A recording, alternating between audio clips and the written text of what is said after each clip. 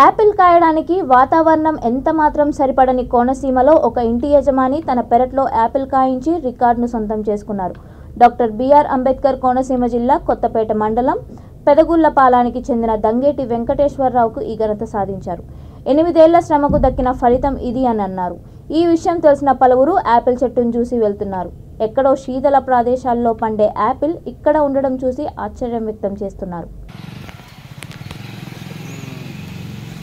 కొత్తపేట నియోజకవర్గం కొత్తపేట మండలం కొత్తపేట పంచాయతీ పెదగోళపాలెం గ్రామం మాది.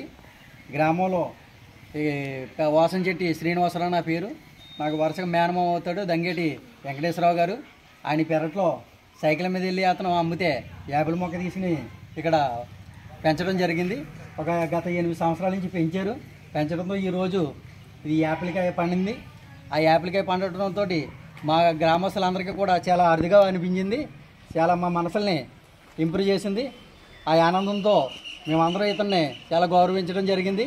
ఈ యాపిల్ మనకి ఇక్కడ పండటం ఏంటి, ఎక్కడో కాశ్మీర్లో పండిది, లేకపోతే అరకులో పండిది, అలాంటిది ఈ కొత్తపేట నియోజకవర్గంలో పెదగోళపాలెం గ్రామంలో ఈ మట్టిలో పండటం అంటే చాలా గర్వం అని మేము చాలా ఆనందపడుతున్నాం.